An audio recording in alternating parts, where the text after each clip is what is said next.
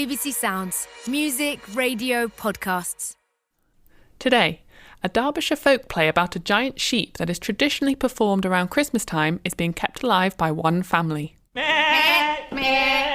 comes me and our Owd Lass, short of money and short of brass. Pay for a pint and let's all sup, then we'll act our jolly old tup. We'll hear how the Derby Tup tradition celebrates the long history and cultural significance of sheep farming in Derbyshire and along its borders. Derby County football team have got the ram as their emblem since the 1920s. So it's quite a sheepy place really, and it's still quite a rural county, isn't it?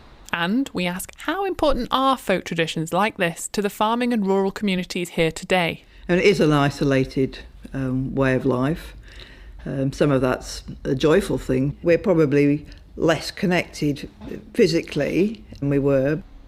On a cold November night, I met folk poet Matthew Headley Stoppard in his kitchen in Otley, West Yorkshire, where he and his wife Victoria, plus two sons, Francis and Ted, are getting ready for this evening's performance. Face paint is being applied, and on the table is a magnificent sheep skull, soon to become the eponymous Tup himself. Because you have to have a Tup in the play, and we're sat across from the one that we've made, and it is an actual sheep skull. With sort of sheep farming being so widespread in the past, that's what you would use. You would use the things that are sort of part of working life. The Derby Tup is a mummers play, very specific to Derbyshire and parts of South Yorkshire. It's about encountering a massive mythical ram or tup. What is a mumming play, just for someone who's never heard of it at all? A mummers play is an ancient play. It's street theatre mainly. Why do you feel that, keeping these folk traditions alive is so important? For Derbyshire, so it's such a quiet, sort of stoic county. It's sort of, if you were to compare it to Yorkshire or possibly somewhere down south like Cornwall, you wouldn't say that people are screaming from the rooftops about the Derby Tup. The reason I was interested in it in terms of writing a poetry collection, and now it's just part of my life. Do you think that it does something for representation of farming and agriculture in this area today? The play itself is celebrating how you would slaughter a sheep and use it for your wider community, and how everyone would gather around and join in with that. So I think it is. I think it does say a lot about, the diversity of farming life and how it's important to sort of carry on traditions and maybe keep traditions going. Could you talk me through about the time of year that this would have been played and why it became an important part of kind of festive traditions? That is the connection with the death of the year, I guess.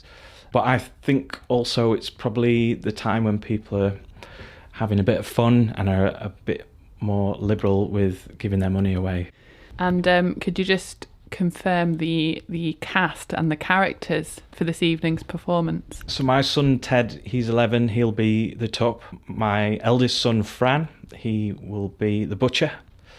My partner Victoria, she will be woman, and I'll play man. I've got a knife and a flint for starting fires, but visually it looks quite nice. Great. Well, listen, I'll leave you to get ready, and very much looking forward to seeing the performance. Thanks, Nina. Thank you. Before we hear the play itself, I wanted to find out a bit more about the history of this simple song, which used to be performed widely in rural mining and farming communities as recently as the 1970s. So I took a trip up the Hope Valley in northeast Derbyshire to meet someone who studies the local traditions of the area. I'm Richard Bradley, so I'm a folklorist, I guess. I've been going around for the past decade, sort of documenting, researching traditions and customs in Derbyshire, which is the county where I grew up.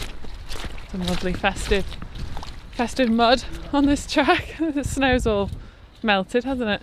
One of the reasons we're speaking today is the Derby Tup, and this is a folk play which I know that you're aware of. What are its origins as far as you know?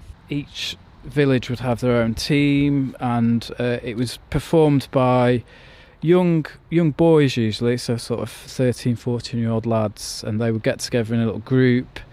They would, be passed down the text of the play and the song by their older brothers maybe, and they'd go round like the pubs and clubs of North East Derbyshire, you know, going in unannounced and performing the Derby Tup, and it was a really big thing.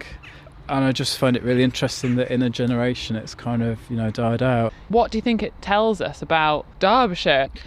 Well, I think Derbyshire's quite a rural county. I think the area where we are here in the Hope Valley, the Peak District, as I say, it's quite a bleak, harsh landscape around here, but it is well suited to sort of grazing. So sheep were first introduced to Derbyshire around 3000 BC, farmed quite lucratively, you know, for their wool. So the monks in places like Mouldridge Grange at Pike Hall and One Ash Grange near Moneyash, they would build up these big sheep farms. And I think the sheep is quite tied into the cultural life of the county, really. The county coat of arms, it's supported by a stag and a sheep. Derby County football team have got the ram as their emblem since the 1920s. So it's quite a sheepy place, really, and it's still quite a rural county, isn't it? And, you know, farming is still quite an important part of the local economy. I know you mentioned that the tup, going back to the play and the song, has sort of died out in a way. Could you kind of just give us an idea of how prevalent and how important it was culturally? You know, it was important not just to the performers, but the people that watched it as well, the audience. You know, it would be a part of their Christmas, New Year ritual, and it would be important sort of omen to them for the new year ahead. Growing up in a very rural area, it's like you do develop a bit of resilience, I think, and a bit of imagination, really. And maybe that's why a lot of these traditions spring up in Derbyshire. Before our hands fall off with this very wintry, cold weather, we'll make our way back to the church. What would sheep farmers today think of a folk tradition that takes their lives and jobs into the heart of a Christmas pub scene? Pinfold Farm, just over the border in Nottinghamshire, is on restored open-cast land. You can still see the landmarks of former colliers dotted across the surrounding hills. Andrew and Siobhan took over this land in 2011 with their flock of 140 mixed breed ewes, plus a few of their own Derby Tups, to keep the flock self-sufficient. So as you can see, we've got some blue Texels. We did have a valet ram for a bit. Oh yeah. So they're pretty shaggy. We've tried a few different breeds to see what do well here. Well, I'm Andrew Beresford and I've always farmed. I was born on farm but in Cheshire. At the minute running about 140 ewes. My name's Siobhan Lucas. I've been brought up in Derbyshire in a farming area up in the hills. Do you have any of your own sort of traditions around Christmas on the farm, or what will you be doing on Christmas morning? Our traditions are more accidental. We've had pigs farrowing outside on Christmas Day. We've had to bring sheep in because the weather's been so bad. So Christmas Day is really a day like any other, but with a large meal at the end of the day and hopefully a bit of a snooze after it. We here are on the site of an old open cast that was closed in 1990 and has been restored on the Nottinghamshire side to agriculture.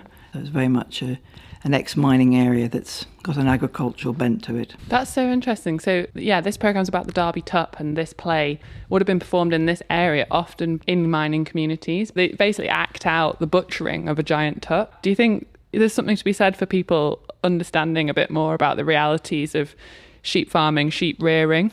You go back in time, like I say, a lot of slaughtering was done locally in the village and even on farms themselves. Nowadays it's just done as a mass industry and special abattoirs, and people aren't appreciating about the food now. It's all just grows on the shelves. And what about that sense of community that can be quite important but also quite hard? I mean, farming can be quite a lonely profession, can't it? Especially if you're a small working family farm. Is that still important with these kind of traditions that, they used to bring a whole community around together? How important is that to rural lives nowadays? We're probably less connected physically than we were, but with the joy of the internet and the mobile phone, you can always find somebody who knows somebody who's got the piece of kit that you need or can give you a chuck out when things go wrong. So that community is there, and farmers have this curious way. A lot of people in towns don't know their next door neighbour, but every farmer knows all the farmers around and exactly what they're doing and what they're buying and why they're doing it. We got time for a little wander. Let's go meet some of our Derby Tups. Yeah. Back at the pub, there was silence and a dramatic pause before in comes the Tup.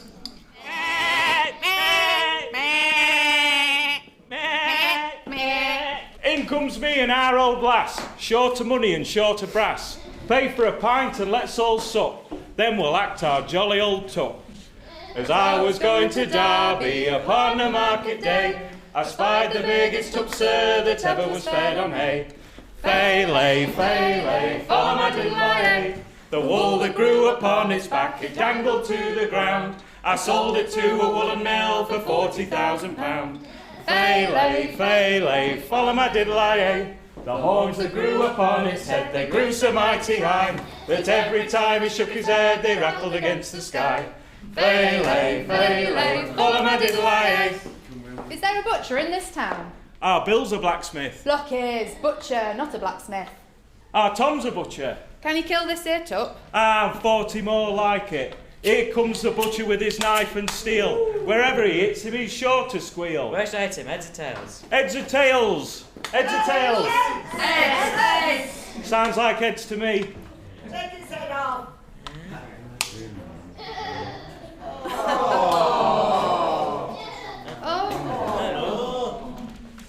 The butcher that killed this tup, sir, was up to his knees in blood, and the boy who held the basin was washed away in the flood.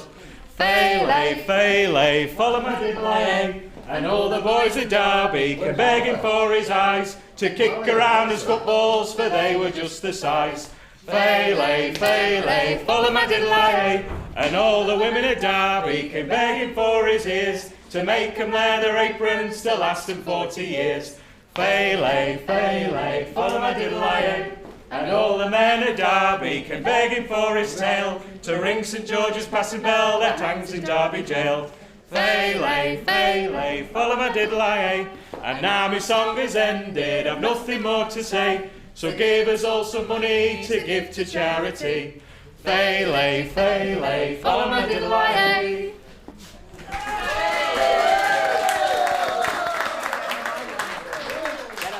While the hat was being passed around for charity donations, traditionally this was welcome pocket money for teenage performers, I took the chance to ask a few locals for their take on this slightly unusual festive pop-up. So you're from where? Bilbao, the Basque Country, yes. And we have a lot of sheep there. What did you think of it? Very interesting because it does show the daily routine of killing a sheep. It took me by surprise. Well, I've never experienced anything like this, but I'm from Hong Kong. I've been living most of my life on the 17th floor of a building. But once I was here, there are many farms near Owd Lass. So I'm amazed by the number of animals I could see. And I think there's something people in this country should treasure. The city and countryside are actually very close here. And of course we couldn't end without hearing from the Tup himself, 11-year-old Ted Stoppard. How much did you make? £16 and 4p. Pretty good takings? Happy with that? Yeah, very happy. What do you do with the money? Where does it go? It all goes to St George's Crypt to help the homeless. Amazing. It's good to carry on the tradition. Yeah, do you think? Yeah. Why do you think that's important? Just to remember the people who did it and just keep something of our culture. Farming Today was produced and presented by me, Nina Pullman.